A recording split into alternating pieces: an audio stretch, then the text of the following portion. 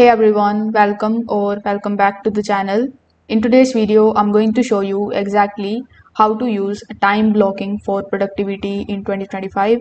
Now, time blocking helps you control your day by giving every task a clear slot on your calendar. So, without further delay, let's get straight into it. So, in the first step, you need to have a day planner. So, in order to get it, you can come here on canva.com. Then you can just simply use this search bar and you can search for day planner.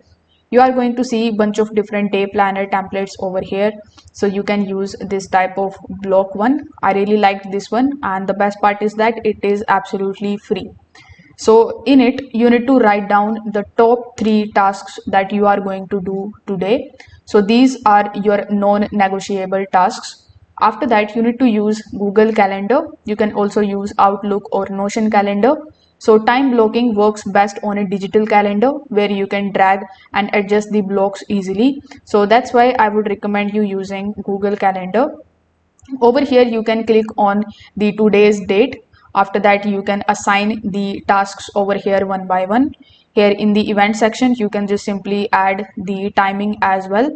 After doing so, this type of block will be created, so you can just simply drag and drop over here on this calendar when you complete one task. So you need to keep on doing it with each and every tasks. Now between the blocks, I would recommend you to add at least 10 to 15 minutes for breaks, for emails and any kind of unexpected delays. So this keeps your plan more realistic instead of overwhelming. So when a block starts, you need to treat it like an appointment.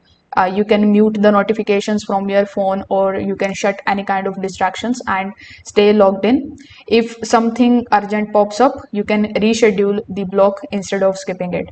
So at the end of the day, you need to review what you have finished, what rolled over, and you need to move any kind of unfinished tasks for the tomorrow block so that your system stays flexible but consistent.